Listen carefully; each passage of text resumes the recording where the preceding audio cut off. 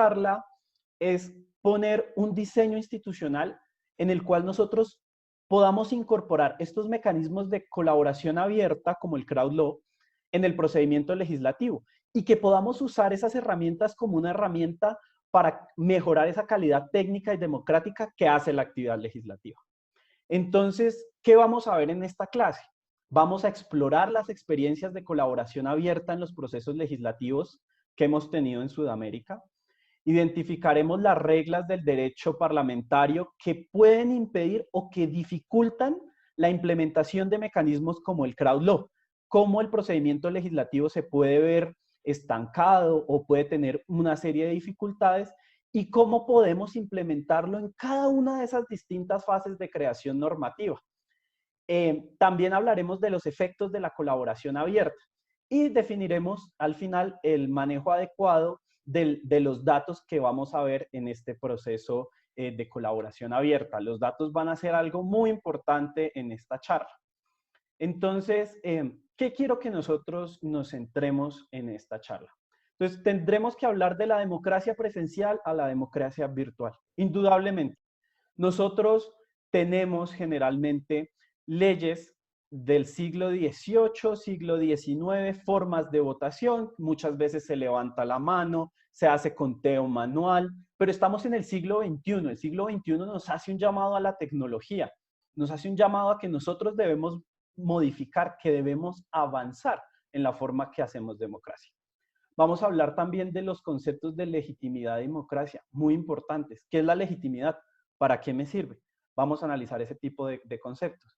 Vamos a mirar que el escenario actual es la modernización de las instituciones como el Congreso o la Asamblea, en el caso de Ecuador, y esta modernización no implica que vayamos a hablar de crowd law. Son procesos de modernización, son muy interesantes, pero el crowd law necesita un poco más. Vamos a ver las etapas de la deliberación. ¿En qué momento creeremos nosotros que es bueno hacer un proceso de crowd law? ¿Cuándo nosotros vamos a decir, sí, efectivamente lo vamos a hacer en el Congreso, lo vamos a hacer en la etapa previa o vamos a utilizar una red, puede ser de veedurías, por ejemplo, para ver si hay eficacia o no? Vamos a ver esas propuestas y esas problemáticas que tiene el crowd law. Vamos a analizar las teorías y vamos a decir, estos son los problemas que vamos a identificar. ¿Cuáles son los retos y cuál es nuestro contexto? En un contexto latinoamericano en el que vamos a tener que implementar un concepto que en principio está en inglés y que eso de por sí ya nos está diciendo cómo lo vamos a adecuar a nuestra realidad social desde el término jurídico que le vamos a dar y cómo esas experiencias en el extranjero me pueden servir aquí o no me pueden servir. Y pues vamos a hablar de la democracia deliberativa. Esto es muy, muy importante. Entonces, lo primero que quiero hablar es de la democracia presencial a la democracia virtual. Esto va a ser muy importante. ¿Por qué? Porque es que existe un desarrollo de nuevas tecnologías de información y comunicación. Esto sin duda ha traído dificultades al mundo jurídico, el derecho, yo lo miro desde el punto de vista de mi profesión, pero también en la implementación del derecho parlamentario, sobre todo en el trámite legislativo. Los desafíos que tienen los legisladores en este momento nunca habían sido tan grandes en cómo involucrar los desarrollos tecnológicos. Tengamos en cuenta, por ejemplo, las sesiones que se han desarrollado actualmente en las pandemias alrededor del mundo, que muchas de ellas han tenido que realizarse de manera virtual. Y les pongo el ejemplo de Colombia. Colombia debió resolver en el marco de la pandemia si los congresos podían o no sesionar de forma virtual. Y la Corte Constitucional se lo preguntó. Y dijimos, oiga, esto sí es así, sí está permitido, porque como introducción les voy diciendo, la ley que regula todo el trámite legislativo en Colombia es del año 1992. Entonces, pensar que esa ley estaba como implementado, tenía un enfoque hacia la tecnología era muy difícil, porque en 1992 las tecnologías como son ahora, había una brecha social muy grande. Y eso es lo que nosotros tenemos que ver, ese contexto. Cuando hablemos con el legislador, le vamos a decir, señores de la Asamblea, ustedes, ¿de cuándo tiene esta ley? ¿De cuándo son sus procedimientos? ¿Y qué va a implicar traerlos acá? Y la experiencia colombiana fue muy interesante. ¿Qué pasó en esta experiencia colombiana? El gobierno, el ejecutivo, hace un decreto, autoriza el inicio de sesiones virtuales del Congreso y adivinen qué dice la Corte Constitucional. La Corte Constitucional me dice que esto es inconstitucional y que las sesiones virtuales no resultan compatibles con el principio de separación de poderes, en parte porque decía, el presidente no puede decirle al Congreso cómo sesionar, ellos son autónomos, pero miren cómo la Corte aborda este tema del funcionamiento virtual. Dice la Corte Constitucional que la regla general es el funcionamiento del Congreso de Elección Popular en la presencialidad. Y esto a nosotros nos pone un reto y tenemos que pensar, ¿por qué le tenemos miedo a avanzar? ¿Por qué pensar que la deliberación solo se puede hacer en un escenario virtual? ¿Será el escenario lo importante de la deliberación? ¿O será que yo tenga los mecanismos de acceso idóneos, que yo sea realmente escuchado, que las partes en conflicto, aquellos que son necesarios para creación normativa, participen? Entonces vean que nosotros, ante una situación como la del COVID, pudimos superarla implementando la virtualidad, pero al final como que hay algo que nos da miedo de cómo hacer eso, de cómo hacer esa representación democrática, de cómo hacer que esa expresión, esa actividad libre, que las corrientes de opinión sean efectivamente escuchadas. Y eso es lo que realmente el crowd law está buscando. Entonces, eso es lo que nosotros tenemos que buscar y analizar. Entonces, aquí nosotros empezamos a ver ciertas tensiones, como empezamos a ver una serie de conflictos. Por un lado, nosotros empezamos a ver una demanda de uso de tecnologías y que necesitamos modernizar el funcionamiento del Congreso. Y por otro lado, existe esa creencia que esos medios no pueden sustituir los escenarios físicos en una democracia o que son insuficientes para mejorarla. Entonces ahí entramos en un dilema. Y en un mundo actual tan lleno de tecnología, dentro de las cuales se destacan los escenarios virtuales, por ejemplo pues ha adquirido un papel central la toma de decisiones. Pero entonces, ¿realmente esto es un riesgo para la democracia? Esto debemos pensarlo, esto es un riesgo para la democracia. Y aquí yo les empezaría a decir, ¿cuál es el papel que nosotros le vamos a dar al crowd law?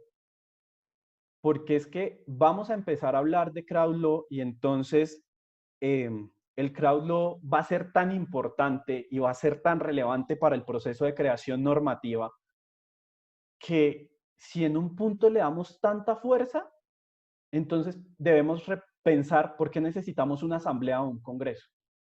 Porque si al final el crowd law va a terminar siendo este escenario de participación democrático accesible con todo el mundo a través de las tecnologías, pues entonces debemos pensar eso. Pero tranquilos, no les estoy diciendo que acá no se tenga que implementar el crowd law. Simplemente son los riesgos y tenemos que ver. Entonces, ¿qué nos sirve mucho en este momento? Ver cómo nuestros congresos funcionan, ver cómo se están tomando esas decisiones. Eso es lo primero que nosotros tenemos que ver. Y si es compatible esos escenarios para que nosotros empecemos a hablar de crowd law. Por ejemplo, en el caso colombiano, pues ya nos encontramos con que la Corte Constitucional, que es la guardiana de la Constitución, me está poniendo un parámetro que me dice, sí, puedo hacerlo virtual, pero la regla general es la presencialidad. Y ahí hay una discusión muy, muy grande que nosotros tenemos que ver y que nosotros tenemos que empezar a analizar. ¿Y por qué es tan importante esto? Pues es que en los últimos años ha surgido un movimiento global sumamente fuerte en el que se confía el desarrollo de tecnologías para la información y la comunicación, que son lo que nosotros conocemos como TICs. Esos TICs me pueden ayudar a fortalecer la legitimidad democrática para la toma de decisiones políticas. Y acá aparece un concepto muy importante y es el concepto de legitimidad. Digamos, ¿cómo vamos nosotros entonces a definir esa legitimidad? Pues piensen ustedes la aceptación, ¿sí? La aceptación de ese proceso con las personas. Entonces, imagínense ustedes una ley sin legitimidad, una ley en la que no exista aceptación. Pues va a ser muy difícil su implementación. Va a ser muy difícil que las personas hagan llegar su voz. Pero entonces también acá nosotros tenemos que empezar a ver qué tan necesaria es la legitimidad para estos procesos. Y se los digo así, pueden existir leyes que sean válidas, es decir, expedidas por el Congreso, tanto en los escenarios de formación como de contenido, y no pueden tener legitimidad. Pero aparece un término también que nosotros tenemos que ver ahí y es la efectividad. Es la efectividad. ¿Es esa ley efectiva? ¿Esa ley está respondiendo a esa necesidad social? Porque podrían existir leyes que fueran válidas, expedidas por el Congreso, con todos los procedimientos, que no tengan legitimidad, las personas no participaron, pero también pueden ser muy eficaces. Entonces ahí es donde nosotros tenemos que empezar a ver, y esto pareciera, uno dice, sí, el crowd law se necesita, pero es una condición suficiente, pero no necesaria. Puedo tener efectividad legislativa.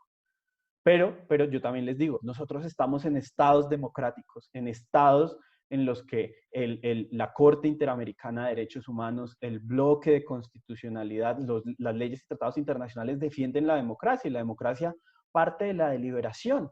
Entonces sí tenemos que empezar a buscar cabida en cómo nosotros vamos a implementar ese tipo de medidas en nuestro país. Pero vean que ya estamos hablando de algo más, me importa la eficacia. Pareciera que las leyes muchas veces en Sudamérica o en América Latina no son eficaces. Nosotros vemos muchas leyes, y pues parece que el contenido de esa ley no se ve reflejado en la realidad. En una entrevista que tenía previa a esta clase, una de las preguntas que hacían era, ¿cuántas leyes hace el Congreso teniendo en cuenta la participación democrática? De 1 a 10. Y uno decía, primero, el Congreso no se mide en cuántas leyes saca en un año. Eso no hace que sea un buen Congreso o que sea un mal Congreso. A mí lo que me va a servir realmente es qué tan efectivo es ese Congreso. Si ese Congreso está llamado a responder en este tipo de situaciones. Entonces nos quedamos con la legitimidad, que es lo que nos está sirviendo el crowd law, que nos está haciendo ese llamado para que nosotros podamos acudir y podamos participar en ese proceso de creación normativa. Entonces, ¿qué defiende el crowd law? ¿Qué es el crowd law? El crowd law, si ustedes lo quieren ver, es un movimiento, es una idea que defiende, que define la implementación de tecnologías necesarias para que nosotros como ciudadanos interactuemos con las autoridades en el proceso de creación normativa. Y nosotros esperamos que las TICs, que estas tecnologías de la información y la comunicación, sean una herramienta que me sirva para fortalecer la democracia mediante los espacios de participación ciudadana. Entonces, si nosotros vemos estos conceptos, también ya tenemos que empezar a ver que no todo lo tenemos que hacer en el legislativo. Es suficiente que nosotros tengamos espacios de participación ciudadanas eficientes, que respondamos a esas necesidades. Uno de los grandes problemas que tiene muchos países latinoamericanos es pensar que todo problema social se necesita solucionar a través de una ley. Entonces, por ejemplo, Ley General de Salud, Ley Especial del Cáncer, Ley Especial del Cáncer de Páncreas, Ley Especial del Cáncer de colon. En Colombia pasa así. Entonces, ¿necesitamos realmente una ley para seguir ese hilo conductor, para solucionar estos problemas?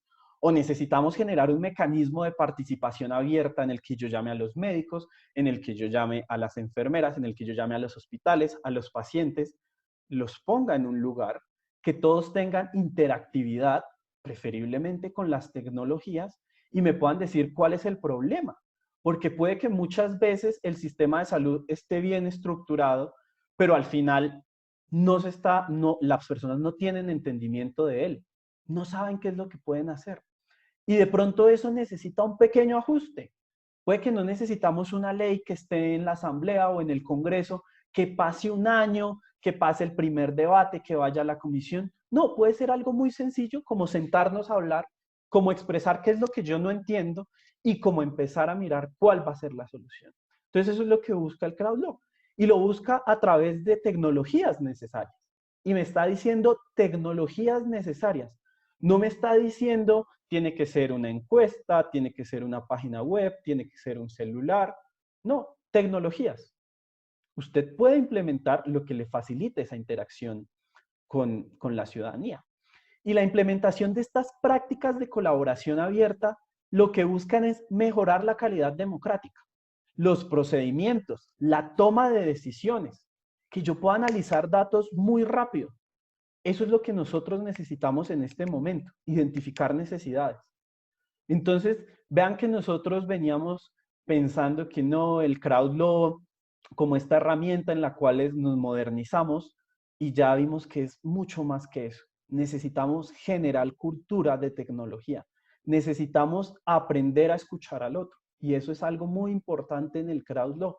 Si yo no tengo la disposición de sentarme a hablar con un gobierno, con un presidente, con un ministro, y a su vez si ese presidente y ese ministro no tiene la disposición de escuchar a las personas, podremos tener la mejor tecnología, la más costosa, y ese proceso de crowd law no va a ser suficiente. Volviendo un poco ya al tema del curso, ¿qué pasa en procedimientos legislativos? En materia de procedimientos legislativos, se espera que ese crowd law genere los escenarios de colaboración abierta que fortalezca los procedimientos de construcción de normas jurídicas, que la calidad de la democracia sea mejor, que nosotros podamos hablar de procesos de construcción normativa robustos, en los que realmente se escuche, se participe de manera adecuada. Entonces aquí es también cuando nosotros nos ponemos a pensar cómo tenemos que implementar esto. ¿Será suficiente con que se abra un espacio virtual, un foro, y yo tenga una respuesta oficial del Estado? ¿Será eso suficiente? ¿Será que ya estamos hablando de crowd law? ¿O necesito que realmente sea escuchado y sea tenido en cuenta todo esto? Aquí yo les voy adelantando. Hay muchas tensiones entre las personas que quieren implementar el concepto de crowd law y muchas de ellas dicen el crowd law tiene que estar presente en todas las etapas. Y ya lo veremos más adelante. Pero yo les digo, parte de un buen ejercicio de crowd law es que ustedes, y quiero que esto quede muy para la clase, aprendan a identificar en qué momento debo usar el crowd law. El crowd law debe estar disponible siempre para poderlo usar. Pero si lo uso en todas las etapas del proceso de toma de decisiones, voy a empezar a tener problemas. Porque entonces hice una primera etapa, tomé una decisión, deliberé con un grupo, tomé una segunda etapa con una deliberación en otro grupo y tomé una tercera. Y estas entraron en conflicto. Entonces, en algún punto voy a tener que decirle no a una o no a la otra.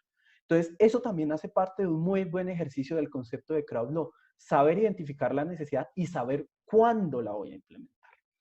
Entonces, eso es lo que yo quiero que ustedes tengan en este mecanismo de deliberación abierta y de cómo nosotros hemos tenido que ir avanzando. Y aparecen otros conceptos muy interesantes y que los vamos a ligar con este proceso de colaboración abierta. Y son los conceptos de legitimidad y democracia. ¿Por qué? Porque estas herramientas de colaboración abierta realmente son una oportunidad para mejorar la participación ciudadana de la actividad legislativa. Necesitamos fortalecer esa legitimidad. Muchas veces los congresos, en general, es muy raro que uno piense en un congreso que no tenga problemas de legitimidad. No, es que es la corrupción, que se están aprobando leyes que benefician a un sector en particular. Entonces, han perdido mucha legitimidad y pareciera que los congresos responden a unos intereses y se han desconectado de las personas. El núcleo esencial de la sociedad va a ser siempre la persona. Entonces, necesitamos legitimar, necesitamos buscar calidad de la ley. Pero también nosotros tenemos que empezar a ver que existen unos desafíos muy fuertes, en especial aquellos que me van a decir cuáles son esos diseños, esas condiciones idóneas para lograr una real y adecuada interacción con la ciudadanía. ¿cuándo el órgano legislativo va a poder mirar eso? Entonces, acá nosotros tenemos estas diapositivas, ahí están viendo los principales desafíos, entonces los vamos a explicar. ¿Por qué? Porque es muy importante identificar el lugar en el proceso legislativo que yo voy a implementar CrowdLaw, que era lo que yo les decía. Tenemos 3 etapas en principio. Esta etapa preparlamentaria, en la cual yo puedo decir, antes que inicie todo en el Congreso, puedo llamar a la ciudadanía, puedo hacer cabildos, puedo mirar en foros, puedo hacer escenarios de participación, y antes me puedo estructurar una idea. Antes de pasarla al Congreso, puedo dialogar con las personas. Puedo también hacerlo en la etapa parlamentaria, ya cuando ya estamos tomando esa decisión. Puede que el Congreso o la Asamblea sea un organismo técnico, entonces ellos tengan una posición y llame a un grupo de expertos, a las universidades, por ejemplo. La academia tiene un rol muy importante en esto. O puede ser en la etapa posparlamentaria, ya cuando salió esa ley del Congreso y pasa a la sanción presidencial y nosotros empezar a ver esa eficacia. Imagínense una herramienta de CrowdLaw en la que nosotros le digamos al Congreso o a la Asamblea, pudimos crear una herramienta a través de la información en la que vamos a medir si sus normas son efectivas o no. Vamos a medirle al Congreso su efectividad. Eso es muy bueno. Vamos a ver entonces dentro de esos desafíos el tipo de interacción. ¿Cuál es el tipo de interacción adecuada que yo voy a usar? ¿Por qué? Porque cuando nosotros veíamos el concepto de CrowdLaw, nosotros nos habla de tecnologías. No nos está diciendo use Facebook, use Zoom, use WhatsApp. No nos está diciendo nada. Busque la tecnología. Y pueden existir formas de participación muy modernas, pero a la vez también pueden ser muy complejas. Entonces, si yo quiero hacer un tipo de interacción, por ejemplo, con una comunidad indígena, que es el sujeto al que va dedicada esta medida que voy a tomar, pues será muy complicado mostrarle una herramienta tecnológica súper completa y que muchas veces ni siquiera puede venir en idioma español. Entonces nosotros tenemos que empezar a mirar cómo vamos a interactuar. La tecnología es una herramienta, pero es una herramienta también complicada de usar. La tecnología, las tecnologías de información y comunicación van más allá de las redes sociales. Las redes sociales han sido muy buenas, han desarrollado mucha progresión en el ámbito de los derechos, pero también implementarlas y una buena calidad de tecnologías puede ser un problema, porque muchas son muy complejas. Su análisis, los datos, todo va a ser. Entonces, siempre tengan muy presente cuando quieran hablar de CrowdLaw. ¿Cuál es la herramienta? ¿Cuál es mi público? Piensen siempre en la persona a la que ustedes van dirigidos. Piensen ustedes a esa persona que va a tener que interactuar. Y piensen también, finalmente, en estos desafíos, el valor jurídico de la interacción, porque no todos los procesos de interacción realizados a través del CrowdLaw tienen la misma fuerza vinculante. ¿Qué quiero decir con esto de fuerza vinculante? Pues quiero decir si son obligatorios o no, porque yo puedo hacer un marco jurídico, un proceso de CrowdLaw y perfectamente puedo decir, tengo en cuenta sus comentarios, su participación es muy valiosa, pero tengo esta estructura. Lo escuché, estuvo muy bien planteado, pero la finalidad que yo estoy tratando de implementar para que esa norma sea efectiva, pues tendrá que cumplir esto. Y eso es muy importante cuando tengamos en cuenta los escenarios de CrowdLaw. El hecho que exista CrowdLaw no quiere decir que se vaya a imponer necesariamente esa deliberación sobre lo que yo estoy buscando, porque puede ser, acuérdense lo que yo les decía, acá estamos hablando es de eficacia. Queremos la eficacia, que es resolver ese problema. Entonces, puede que las personas hayan implementado medidas a través del CrowdLaw, pero no son eficaces o no se pueden realizar. Y si nosotros le damos ese valor jurídico de vinculante, pues tendré que hacer una ley que no va a ser eficaz, pero yo le di al CrowdLaw ese valor jurídico de vinculante. Y también podría pasar lo contrario. Entonces, ¿de qué me sirve a mí hacer un proceso de creación normativa, escuchar a las personas, si al final no voy a tener en cuenta lo que ellos dicen? Aquí hay incluso algo hasta paradójico. Por eso es que quiero que vean los problemas que existen en el CrowdLaw, porque es que los problemas son lo que ustedes como profesionales van a tener que afrontar. Entonces, el día de mañana se pueden enfrentar ustedes a una comunidad y decir, es que usted hizo un proceso de crowd law fuerte, robusto. Yo pensé que usted hacía ese llamado para la ciudadanía para que lo tenga en cuenta. Y al final, usted no lo tuvo en cuenta. Entonces, ¿para qué lo hizo? Y uno puede decir, hablamos desde la eficacia. Demuéstreme la eficacia. Y el crowd law no se está hablando a través de la eficacia. Se está viendo como esa herramienta de participación, pero está dejando de lado la eficacia. Entonces, quiero que se lleven de esto siempre, siempre el concepto de eficacia, el cual es muy importante. Quiero entonces mirar, quiero entonces profundizar un poco antes de avanzar en este tipo de conceptos que les di. Por cómo nosotros podemos identificar el procedimiento legislativo.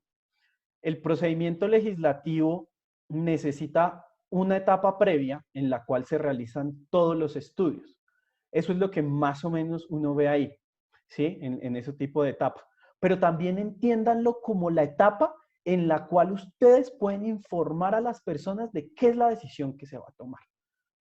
Que no sea una etapa separada de la sociedad.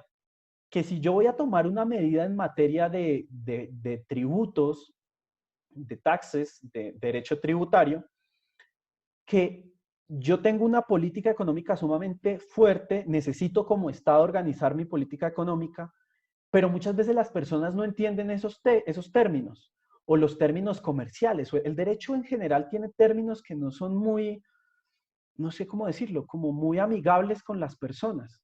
Entonces puedo hacer un proceso en el cual yo le diga a las personas, un proceso educativo. Esto es lo que usted tiene que entender acá. Sería maravilloso que nosotros pudiésemos entender qué es lo que nos quiere decir a nosotros el Congreso en unas muy buenas palabras. Y eso lo puede ayudar el crowd law. Ya lo veremos más adelante, en Chile sirvió muchísimo para la nueva Constitución. En la etapa parlamentaria, que es la etapa en la que se podemos ya llamar a esos técnicos. Podemos decirle a todo el mundo, venga, miremos cómo es. Y como les decía, tratar de implementar vedurías y herramientas tecnológicas para medir ese tipo de eficacia. Pero también nosotros tenemos que empezar a ver que estos procesos de colaboración abierta, y aunque yo entiendo que se dan en el marco de las elecciones, que está pronto el país de Ecuador prontos a votar, pues lo que yo digo es, también podemos hacer estos de colaboración abierta más allá del Congreso. Pensemos nosotros como sociedad, ¿qué podemos hacer? ¿Qué podemos proponer? A nosotros no nos está prohibido iniciar, digámoslo así, una iniciativa, comenzar una iniciativa para hacer este tipo de cosas. Entonces también tenemos un rol muy importante. En muchos casos, incluso los jueces, para resolver este tipo de problemas, tienen herramientas muy fuertes. Una de ellas, y se las dejo que pueden buscar para su vida profesional, es el diálogo judicial. Cómo el juez se puede sentar, se puede mediar y podemos llegar a una solución efectiva, cuando volvemos a hablar. Y no fue necesario irnos al Congreso, no fue necesario esperar un año a que saliera una ley. Eso es algo muy importante también que tenemos que tener en cuenta. Pero en el marco del proceso legislativo, pues que tengan en cuenta las etapas. Quiero que siempre tengan muy presente el contexto. ¿Por qué? Porque no siempre el contexto me va a servir a mí para hacer una medida de crowd law. El ejemplo, aunque va a sonar muy político, el contexto va a terminar siendo muy importante. Que pena, aquí tengo un comentario. Hay alguien que tiene el micrófono abierto. Me están solicitando que lo cierren, por favor. Les recuerdo el micrófono cerrado para evitar este tipo de interrupciones.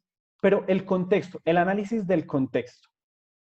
Porque cuando ustedes trabajan muchas veces como servidores públicos o como servidores privados, y muchas veces a uno se le olvida esa realidad social en la que uno está inmerso. Entonces, medidas que puede tomar una persona pueden llegar a ser eficaces, pueden llegar a solucionar un problema, pero no tendrán el apoyo popular. y las personas no lo van a ver como algo bueno, por más eficaz que sea. Puede ser por una postura política, por una postura ideológica, por una cuestión religiosa. Eso no es ajeno a la realidad social.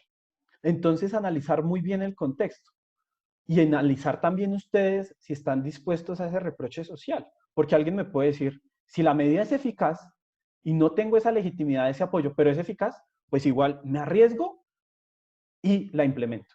Pero entonces tengo que empezar a mirar eso. Tengo que empezar a mirar ese contexto. Eso va a ser muy importante al momento de ustedes tomar las decisiones.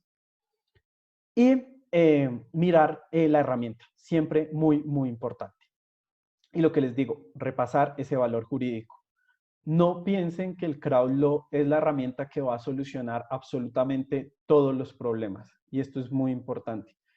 El valor jurídico que le vayamos a dar al crowd law en estos procesos futuros va a ser determinante. ¿Y por qué va a ser determinante? Porque si le damos mucha fuerza al crowd law, y lo cual estaría muy bien, pues deberíamos empezar a pensar, ¿y qué vamos a hacer entonces con el Congreso? No creo que no creo que entonces nosotros tengamos a decir, no, es que el crowd law va a acabar el Congreso y se acabó el Congreso y solo crowd law. No, pero tenemos que empezar a ver que esto es una herramienta, que esto es una idea que me va a ayudar a mejorar la deliberación y el uso de tecnologías. Entonces, eso es lo que quiero que ustedes vean. Entonces, antes de seguir, voy a revisar el chat. Ok, no están preguntando, que veo un puntico. Y vamos a hablar de modernización. Y vamos a hablar de modernización y vamos a decir, modernización no es crowd law. Y esto va a ser muy importante al momento que ustedes empiecen a mirar cómo se están implementando los procesos de integración normativa en Latinoamérica y en Ecuador. ¿Por qué les digo esto? Porque muchas veces dicen, tenemos ahora un congreso y una asamblea abierta a la ciudadanía. Hicimos un escenario de modernización. Y uno va a ver qué es el escenario de modernización. Y el escenario de modernización es una pantalla de 68 pulgadas pegada en la pared del Congreso o de la Asamblea y decir, y que muestran ahí los videos de las personas interviniendo. Entonces, no, modernizamos. Esto es crowd law, estamos innovando. No, eso no es. Qué pena, les recomiendo el micrófono. ¿O alguien tiene una pregunta? Muchas gracias. Entonces, tenemos que entrar a mirar este tipo de cosas. Y yo ya se los decía a ustedes, cuando se hicieron en Latinoamérica las leyes que regulan la creación de leyes, no se hicieron pensadas en escenarios deliberativos de tecnologías. Porque si nosotros hablamos de una fuerza y de una implementación y sobre todo de un acceso a la tecnología robusto, se ha dado en los últimos años en Latinoamérica. Entonces nosotros tenemos que empezar a ver esas reglas de creación normativa no estaban pensadas para que nosotros las implementáramos algo tan fuerte y tan distinto a la tecnología. Entonces nosotros tenemos que tener en cuenta qué procedimientos podemos cambiar. Así esto no sea crowd law, pero algo tan fácil como que ahora en la asamblea o en el congreso tenga, por ejemplo, una herramienta que me permita ahorrar una hora en cualquier cosa, un llamado a lista, que es cuando inician las sesiones y llaman uno por uno de los congresistas o los asambleístas. No, ahora tengo una herramienta tecnológica buenísima. Lo hicimos en 1 minuto. Antes nos demorábamos 2 horas. Perfecto. Esa hora y 58 minutos adicional que ganamos, podemos llamar a deliberar. Y me está ayudando una tecnología y estoy ampliando la democracia. Entonces, podemos empezar a ver qué procesos podemos depurar, cómo lo podemos hacer mejor, porque en efecto nuestros congresos no están pensados para funcionar a través de una tecnología robusta. Y lo que yo les digo, el crowd law es una tecnología robusta, es algo fuerte, es algo más allá de una página web, de una encuesta o de una red social. Son mecanismos que nos hagan la vida realmente fácil. Y eso también implica que yo tengo que hacer un proceso de conocimiento, de investigación, que yo tengo que sentarme y ver cuáles son las deficiencias en el procedimiento de creación normativa. ¿Qué más quiero decirles a ustedes? Les quiero hacer énfasis en que en los últimos años las creaciones y las grandes luchas de los congresos, y está muy bien, no se han dado en torno a las tecnologías. La tecnología ha estado presente, muy seguramente, ustedes lo habrán podido ver en casos de censura, en libre expresión, en redes sociales. Puedo escribir esto, puedo escribir no lo otro, pero los congresos se han centrado en los últimos años, y lo digo, está muy bien, en la protección de los derechos fundamentales, en la protección de los derechos de las minorías, en la protección de los derechos sociales, pero no se ha centrado en las tecnologías. Y entonces aquí tenemos que empezar a ver cómo vamos a articular nosotros que el Congreso siga siendo un garante de protección de derechos, cómo se sigan protegiendo los derechos fundamentales y cómo también incorpore y cómo le vamos como a cambiar el chip y le vamos a decir, ahora mire un poquito también a la tecnología. Mire que con eso puede ayudar a usted a proteger los derechos fundamentales de una mejor manera. ¿Y por qué es tan importante el tema de la modernización? Más allá del ejemplo que yo les ponía en los televisores y en este tipo de cosas. Esto puede sonar muy a chiste, pero realmente procesos robustos de modernización en los congresos han sido muy pocos. Los grandes cambios prácticamente han sido que cambiaron el sistema operativo de Windows 95 a Windows 98 a Windows XP, de Windows XP a Windows 10 y ahorita todos tienen pantalla plana. Y están diciendo que esos son mecanismos de participación y que eso es modernización del Congreso. Eso es que yo adapto las tecnologías a mis nuevas necesidades y que ya esas herramientas están muy bien. Pero eso al final no me ayudó a abrir un espacio de liberación real y efectiva, que es lo que busca el Crowd Law. Yo lo que entonces tendría que pensarme a preguntar, con toda esta modernización, con toda esta inversión, ¿qué cambió, por ejemplo, desde el año 1998 a el año 2020? En el ejemplo colombiano, pues actualizaron los sistemas operativos, eso estuvo perfecto, pero seguimos haciendo el mismo procedimiento que hacíamos en 1998. Y eso es lo que los congresos muchamente dicen que es lo que se tiene que hacer. Entonces, lo que yo les digo, los procesos de modernización son muy importantes, pero van a ser un paso adicional. Y algo que tenemos que tener en cuenta y que muchas veces no se habla, porque cuando nosotros hablamos de crowd law, de tecnologías, nos copiamos de modelos europeos, vemos cómo ha funcionado en Estados Unidos, vemos el caso de Finlandia, que tuvo un proceso muy interesante, y uno dice, claro, pero ¿ustedes ven en qué países realmente se está implementando esto? Son países que tienen muchos más recursos y que nosotros los vamos a tener que implementar y vamos a tener que hacer una búsqueda de dónde vamos a sacar esos recursos. Entonces, esto también es una invitación a la reflexión. ¿Tenemos que hacerlo? Sí, tenemos que hacerlo. ¿Nos va a costar? Nos va a costar. Y va a ser necesario. Pero tenemos entonces que sentarnos a pensar cómo realmente vamos a llegar a hacer algo más que una modernización. Y es una implementación del crowd law. Entonces, mirar muy bien esas partidas presupuestales. Mirar si en los planes de desarrollo, en aquellas normas que a futuro están proyectando cómo organizar los recursos del Estado, hay algo de integración normativa. Como si ustedes que tienen la ley orgánica de participación ciudadana, en esta ley, en estas normas de recursos, está asignado algo realmente para modernizar esto. Porque si no, para implementarlo, para modernizar y para implementarlo. Porque si no, esto al final va a terminar siendo una discusión académica del deber ser, de cómo deberíamos hacer algo, pero no estamos haciendo algo para realizar ese cambio. Entonces, de este punto yo les digo, la sola implementación de tecnologías y su modernización no basta. Hablar de colaboración abierta es un paso importante, pero para lograr la adecuada y efectiva participación ciudadana necesitamos hablar mucho más de colaboración abierta. Necesitamos hablar de escucharnos, de que esa colaboración sea eficaz, de que vayamos a resolver los problemas. Esos mecanismos de participación abierta a través de la tecnología, ¿qué están buscando entonces? Ustedes me van a decir, y yo lo que les digo es, buscan esa interacción real, primero, una interacción real.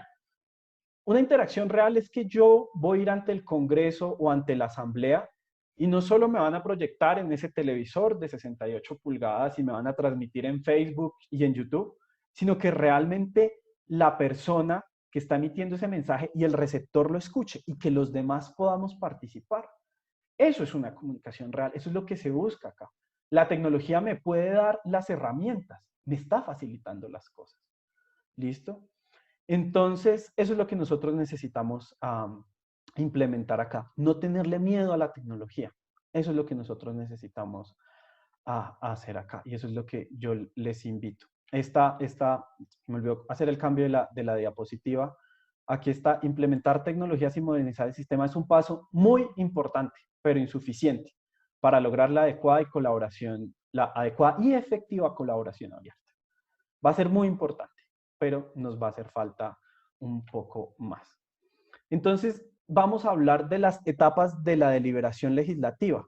Esto va a ser muy importante.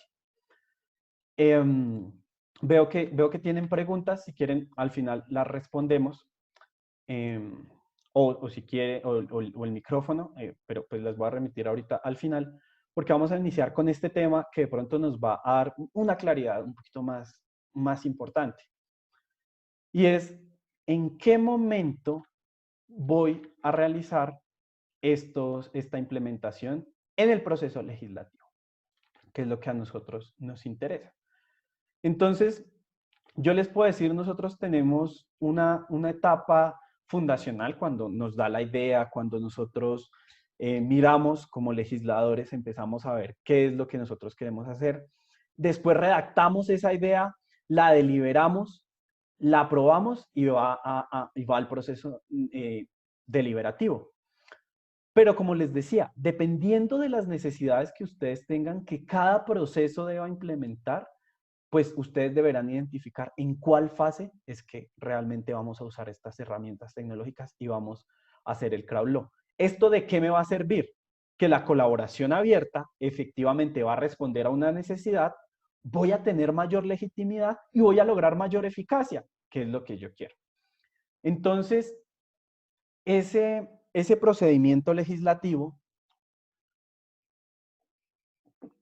está diseñado en esas tres fases que ustedes ven aquí. Ven todas las condiciones en las que puede ser impuesto en escena el crowd law. Entonces, si nosotros hablamos de la primera etapa, esta etapa nosotros podemos empezar a ver las condiciones de formulación de los proyectos. Nosotros podemos empezar a ver cuál es mi idea. Y es que es muy importante la participación ciudadana, pero no debemos olvidar que estamos hablando desde un congreso, desde una asamblea, que es un órgano técnico y que también muchas veces toma decisiones pues, por los planes de desarrollo, como las leyes de financiamiento del Estado a largo plazo van a ser implementadas. Entonces siguen una idea de desarrollo y progreso muchas veces. De pronto, en ese punto, lo que más me sirve a mí es informar a la ciudadanía. Y ahí es donde yo les pongo ahí en la diapositiva esto que es muy importante, que es el principio de publicidad. Ese principio en el cual las propuestas son conocidas públicamente, en el que la persona sabe qué es lo que se está haciendo y en el cual yo le doy la oportunidad de que delibere, de que se informe, de que al trámite legislativo esto ya llegue con un contenido democrático robusto. Eso es lo que a mí realmente me importa. Eso es lo que realmente yo estoy buscando. Y tengo que publicar ese proyecto para que sea accesible, para que el texto cuando llegue a las deliberaciones, los representantes de la asamblea o del congreso, pues sepan qué es lo que están votando realmente, sepan por dónde es el conocimiento, sepan la necesidad de las personas. Eso va a ser muy importante. Entonces, nosotros tenemos que empezar a ver esto muy bien. Nosotros tenemos también esa fase parlamentaria que ya es la fase, digamos, formal que le da validez a las normas, que es la que debe cumplir el proyecto de ley en el Congreso o en la Asamblea. En esta etapa es cuando los asambleístas debaten, cuando presentan sus opiniones, no, ve este informe, tenga en cuenta esto, tenga en cuenta lo otro, porque nosotros también tenemos en nuestros asambleístas un órgano de representación, nosotros los elegimos y ellos también deliberan, pero también está muy bien que llamen en ese momento que digan a la sociedad, bueno, si no hicimos por alguna razón en la etapa previa, pues vamos a llamar en la etapa de deliberación y vamos a enriquecer cómo realmente nosotros estamos tomando esa decisión. Como experiencia, en Colombia se han abierto bastantes escenarios de deliberación en el Congreso y el uso de plataformas ha sido indudable. Ahora, a uno le queda la duda si el día que van a hacer esa presentación, que las universidades, los estudiantes, los grandes intelectuales van a hablar ante el Congreso a través de una plataforma, si realmente lo están escuchando a uno. Entonces, es lo que tiene que ver. Y lo mismo pasaría en la presencialidad. Muchas veces sale en las noticias que la persona va al Congreso, habla, hace una exposición de 20 minutos, un tema súper importante, y así pasa en Colombia, pasa en cualquier país, y los congresistas, los asambleístas están mirando WhatsApp, están mirando el celular, y uno dice, esto realmente no es lo que está buscando las etapas deliberativas. Eso es lo que también tienen que estar en el Congreso, o en la Asamblea, tener que empezar a dar ese ejemplo, que realmente el conocimiento sea tenido en cuenta. Tenemos en cuenta finalmente la etapa decisoria. Este tipo de etapa eh, es que está muy pegado a la etapa parlamentaria, pues es ya simplemente como la votación, ¿no? Donde hace la lectura del texto, donde ya es la parte más formal. Ahí digamos que implementar un proceso de crowd law, pues simplemente sería, ahí sí nos serviría muchísimo las herramientas de tecnología. Y tenemos finalmente esta fase postparlamentaria que incluye el estudio del proyecto, cuando el presidente sanciona esta ley, cuando presenta objeciones y cuando la ley se promulga, cuando la ley entra en vigencia. Y es cuando también nosotros podemos darnos cuenta y decir, podemos crear un observatorio de seguimiento a la ley en salud, por ejemplo, y vamos a llamar a las partes y decir, señores del hospital, vea, les vamos a dar una herramienta tecnológica muy buena. Esta ley maneja estos principios, usted lo que debe hacer es esto. El hospital le puede decir, perfecto, yo entendía que salió esta ley, pero no la había entendido realmente. Muchas gracias por la participación ciudadana. Después voy y llamo a los pacientes y les digo, ¿cómo va? No, vea, sí mejoró esto y esa ley se volvió eficaz. Entonces, no es solo dejarle a manos del Congreso, que el Congreso tenga al final toda la responsabilidad de implementación, sino tenemos que aprender a ver como ciudadanos que la participación democrática y la eficacia de los derechos pues realmente es un derecho que nosotros tenemos y que lo podemos ejercer como cualquier derecho. Entonces, el llamado a atención es también al Congreso, pero a nosotros mismos, que nosotros tenemos que ver cómo implementamos esto. Entonces,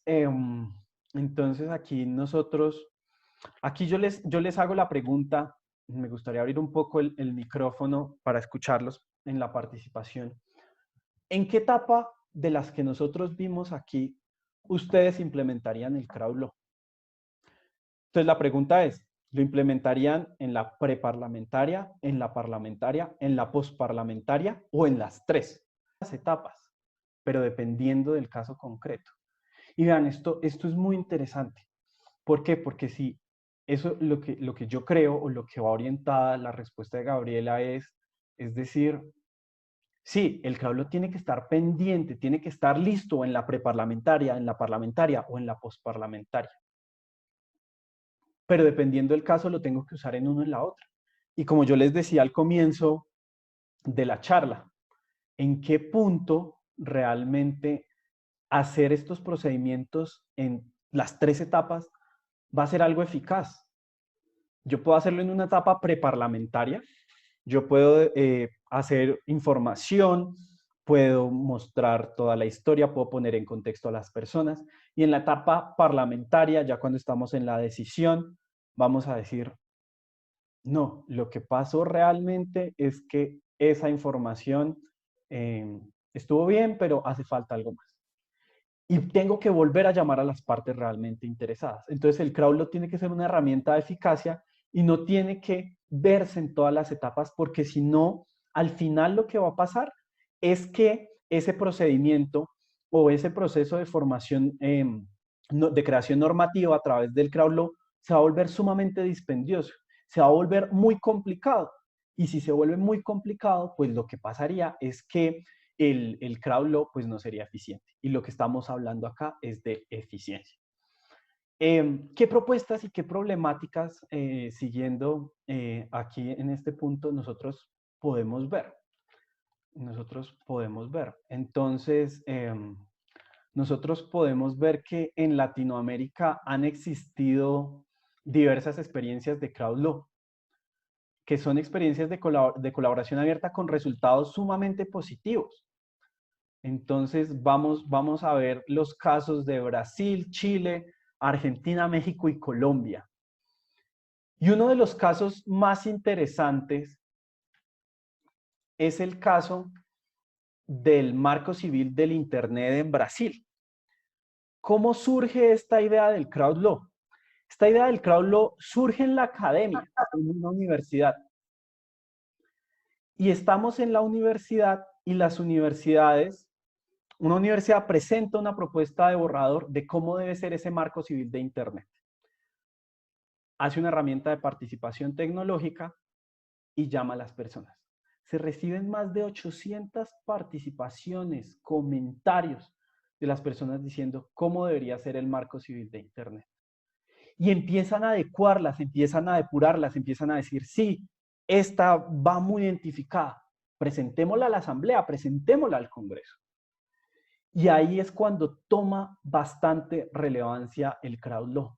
Y vean, este proceso de deliberación, el borrador, terminó siendo una ley después de esta deliberación. Pueden consultar la ley 2126 de 2011. Es una ley que se crea a partir de la deliberación de la ciudadanía. Y es eficaz. Crearon el marco civil de Internet a través de Internet. Muy bueno, excelente. Es lo que nosotros quisiéramos. Es un ejemplo muy bueno de creación normativa y de crowd law realizado en Latinoamérica. Tenemos el ejemplo de Chile. Chile tuvo esta plataforma que empezó entre 2014 y 2016, la plataforma Tu Constitución, y esta democracia, esta institución recolectó ideas en la sociedad chilena para crear discusiones, para decir qué necesitamos cambiar en nuestra constitución. Y ahorita Chile está pasando por un proceso que, si bien no es legislativo, está pasando por un proceso de creación de constitución muy interesante. Entonces, esto es algo muy, muy bueno. Duró 2 años, de 2016-2018, se implementó y ha sido una idea muy buena. ¿Qué resalto de la idea de tu constitución? No solo le dijo a la gente qué quieres en tu constitución, qué es lo que tú quieres que sean tus derechos fundamentales. También la informó de cuál era el marco jurídico, de cuál era la historia de Chile, por qué se necesitaba un cambio constitucional, qué derechos no se estaban protegiendo eficazmente, e instruyó a las personas cuáles iban a ser esos mecanismos de protección. Desde el comienzo incluyó a la ciudadanía. Y si nosotros vamos a hablar de procesos de deliberación y de creación normativa, pues qué más allá que una creación de una constitución, y que una constitución que sea con una participación de la ciudadanía eficaz, y que nosotros podamos hablar incluso de una constitución con una base digital. Eso es muy importante. Aquí les voy a hablar del caso de México. Les voy a poner un poco en contexto porque México ya no es la Ciudad de México, ya no es el distrito federal, ya no es de México como distrito federal, sino es la Ciudad Autónoma de México. Nosotros hablamos de ese cambio.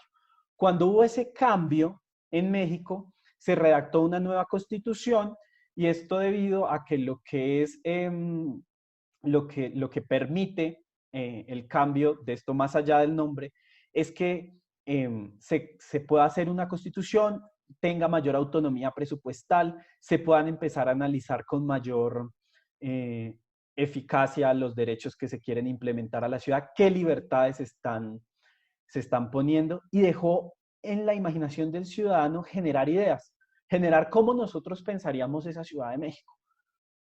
Entonces esto es muy importante y pueden ver, ahí está la página web para que lo consulten. Es un proceso realmente muy interesante. Yo, ¿qué les voy a decir en este punto? Y tenemos que cuestionarnos también, porque parte de esto es el desafío. Nosotros tenemos que ver en dónde estamos. Estamos en América Latina, donde hay una brecha tecnológica grandísima, donde no todo el mundo tiene donde no todo el mundo tiene acceso a Internet, donde no todo el mundo tiene los recursos para pagar Internet, donde no todos sabemos manejar las tecnologías que nos implica el crowd law de manera adecuada. Y donde muchas veces, pues, si hablamos de un proceso de democracia en el cual todos vayamos a participar, pero no tenemos acceso, entonces no estamos siendo democráticos. Eso es algo que nosotros tenemos que tener en cuenta y tenemos que empezar a luchar por una cultura de acceso, fomento y capacitación del Internet. Y lo traigo a colación, y les traigo acá a decir esto, porque en la Ciudad de México, cuando se implementó esto, los resultados fueron: el 64% de las personas que participaron en esa constitución de democracia eran personas de 18 a 34 años. Entonces, que son personas que tienen un mayor acceso a Internet, que saben cómo usar las tecnologías, pero se dejó un rango de edades muy grande. Las ciudades son también para las personas menores de 18 años y también son para las personas mayores de 34 años. Esas estadísticas, ¿qué más dicen? 69.9% de las visitas se dieron desde un teléfono móvil. O sea, de personas que tenían un teléfono móvil. Nosotros tenemos que pensar cuántas son las personas que tienen acceso a un teléfono móvil con conexión a Internet. 25% computador de escritorio y 4% de tablet. En este proceso de deliberación no queda claro si se impusieron o si se promocionaron herramientas abiertas y gratuitas para que las personas que no pudieran participar fueran a ser parte efectiva de esto. La duración media de la persona en la redacción de esta constitución de los comentarios fue de 3 minutos, 2 minutos 58 segundos, 3 minutos.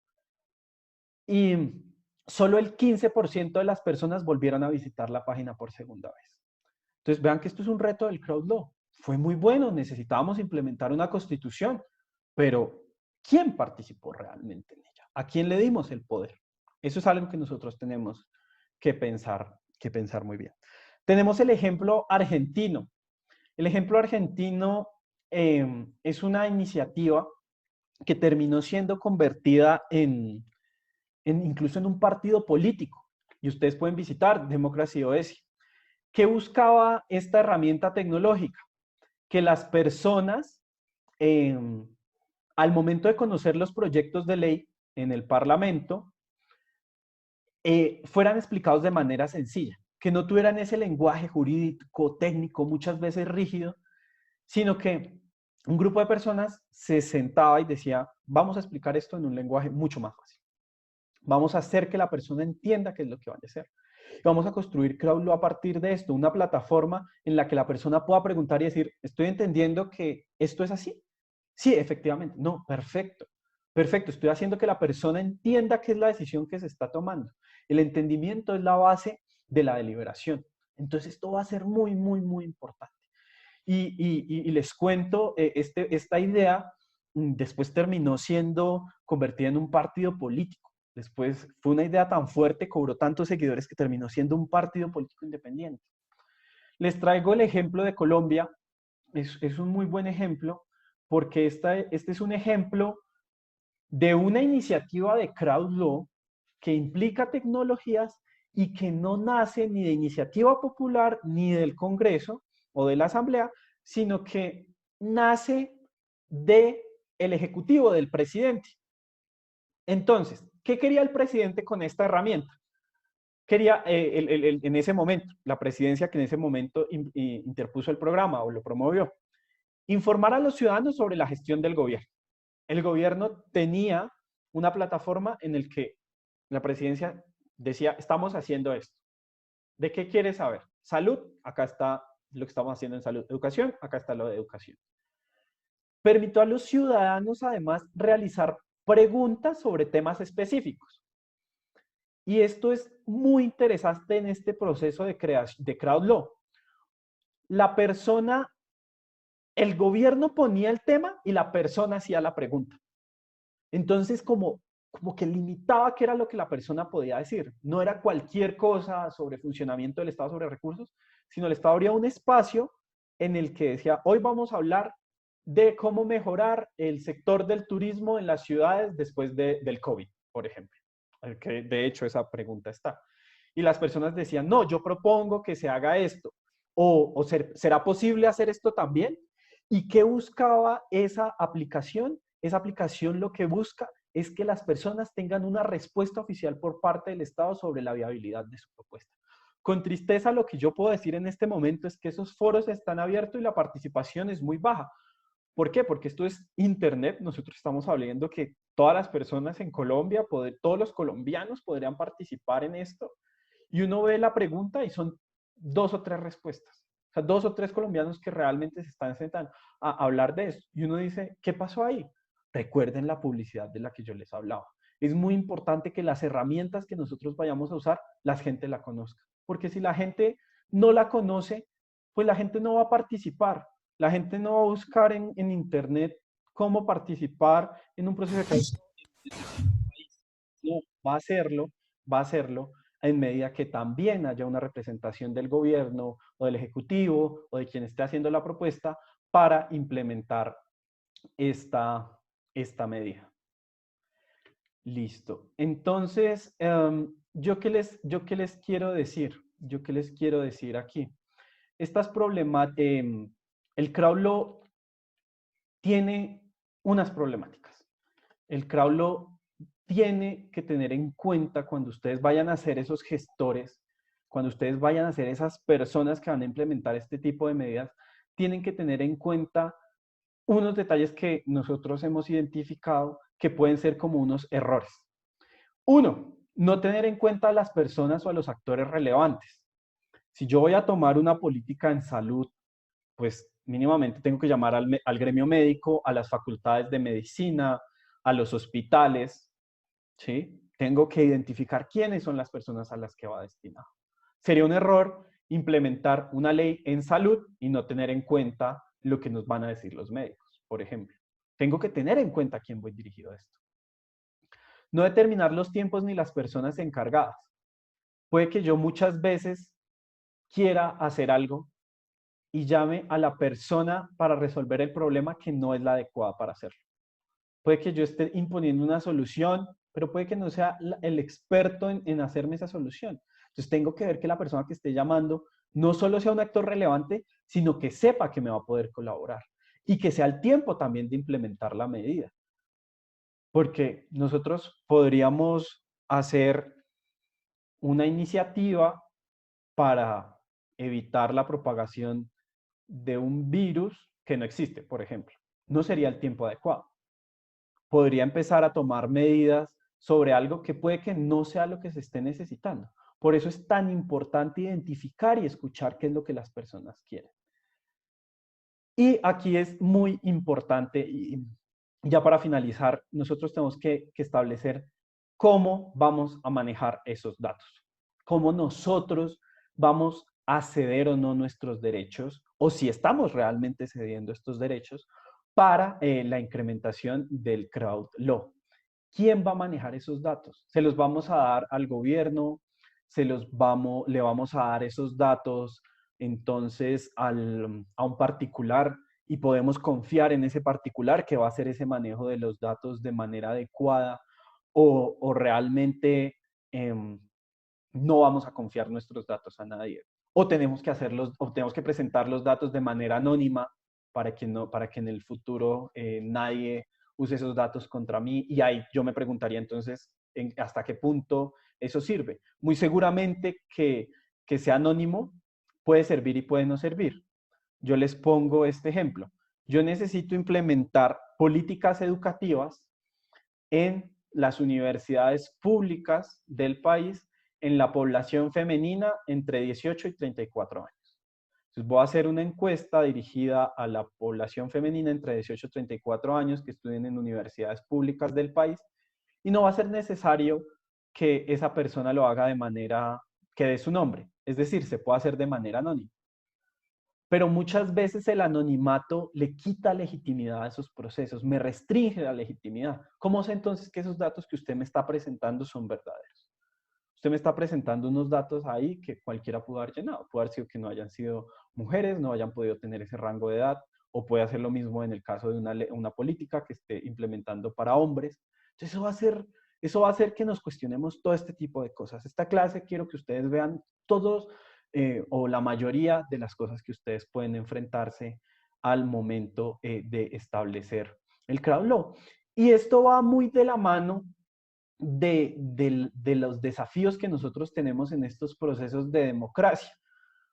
Porque tenemos que preguntarnos definitivamente quién va a proteger los derechos de los ciudadanos y esos datos que nosotros estamos poniendo ahí. ¿Sí? Porque al final eso es lo que nosotros estamos haciendo a través de la tecnología, dar datos, dar datos. Esos daticos al final se van a convertir en Big Data, van a ser una base de datos sumamente grande y esa base de datos tiene un valor grandísimo. ¿Y qué van a hacer con esos datos? ¿Solo se van a usar con ese fin? ¿Solo se van a usar con el fin que yo les di? Es decir, por ejemplo, para la construcción de algo, para una política en salud. O el Estado o quien inició esa política podrá utilizarlo para otro tipo, para otros fines. Y el otro desafío fuerte que nosotros vemos es cómo incorporar la inteligencia artificial en la democracia. Cómo nosotros podemos, mediante algoritmos, mediante herramientas, ver cómo hacemos mucho más fácil esto, porque en un punto vamos a tener mucha información y vamos a tener que empezar a depurarla. Y sería buenísimo empezar a ver herramientas de inteligencia artificial que me identifiquen en esta ciudad tenemos este problema. La inteligencia artificial me va a decir, vea, pero es que más allá de esa ciudad está en este barrio y está en este cuadro, en este grupo de casas específicamente. Le propongo esta propuesta, le digo, me hace una propuesta de qué es lo que debo tomar. Una propuesta de inteligencia artificial. Y esto con todos los problemas éticos que tiene la inteligencia artificial. ¿Cómo vamos a manejar ese tipo de algoritmos? ¿Cómo nosotros vamos a realmente implementar este tipo de cosas? Entonces, ahora vamos a hablar de la democracia deliberativa, ya que nosotros hemos hablado tanto de crowd law y vamos a ver qué es la democracia deliberativa, cómo la vamos a encajar en este tipo de contextos, porque este es un principio fundamental en el procedimiento legislativo. Es la democracia, es el sentido en el que, en el que la democracia no se agota en un conteo de votos, en una cuenta de mayorías. Es un principio mucho más robusto. Es un principio que busca buscar y alcanzar esos ideales de intercambio de ideas genuino, en el que yo tenga acceso a los diferentes puntos de vista, en el que el conocimiento, la rectificación de la información, que la información relevante, en el que yo pueda decir, aquí hay un error, aquí hay una falencia, acá hay algo que no está bien. Ampliemos los argumentos, busquemos la solución. Eso es lo que nosotros queremos hacer acá. La justificación de esta democracia reside en la exigencia que yo voy a hacer del bien común. Esta deliberación que yo voy a hacer, este intercambio justo de ideas en los cuales yo, a través de un procedimiento, pueda lograr soluciones, en el que yo pueda tener un intercambio de ideas y que pueda haber muchas justificaciones, en el que yo incremente mi conocimiento, en el que yo detecte defectos en el razonamiento, en el que yo diga, acá hay algo mal, acá se está buscando hacer algo que no es legal, que no está bien, que hace falta. Entonces, necesito empezar a ver cómo voy a mirar este tipo de cosas. Y volvemos a estos presupuestos que yo les propongo acá. Ver los sujetos, la participación de las partes interesadas y de los potencialmente afectados. Realizar garantías de la participación de los debates. Las condiciones de libertad e igualdad son fundamentales en una democracia. Que los intereses que se expongan en estos procesos de creación normativa sean una genuina expresión de esa razón y esos intereses, y que sea realmente lo que yo estoy buscando para solucionar un problema. Y la depuración es muy importante. Aprender a escuchar, aprender a saber con qué ideas me sirven para lograr una solución y qué ideas no me sirven para lograr una solución. Y esto lo tienen que hacer tanto las personas que participan en los procedimientos de Crowd Law como quienes están al otro lado, quienes están en la asamblea y quienes están en el órgano legislativo. Acá lo que yo quiero proponerles acá es que ese procedimiento legislativo puede maximizar la democracia. Nosotros somos estados democráticos, tenemos no solo en nuestras constituciones, sino también en el sistema interamericano, tenemos la democracia como uno de nuestros principios fundamentales. Entonces, acá lo que les decía, la democracia no es contar ideas, no es contar votos y que la mayoría ganó, es ser eficaces y ser abiertos a escuchar a los demás. Intercambiar esas ideas, y arreglar las condiciones de ese razonamiento en el que vamos a llegar a hacer. Hacer un procedimiento confiable para llegar a soluciones. ¿Listo? Eso es lo que yo quiero que ustedes se lleven como la idea, con esta idea de democracia. Con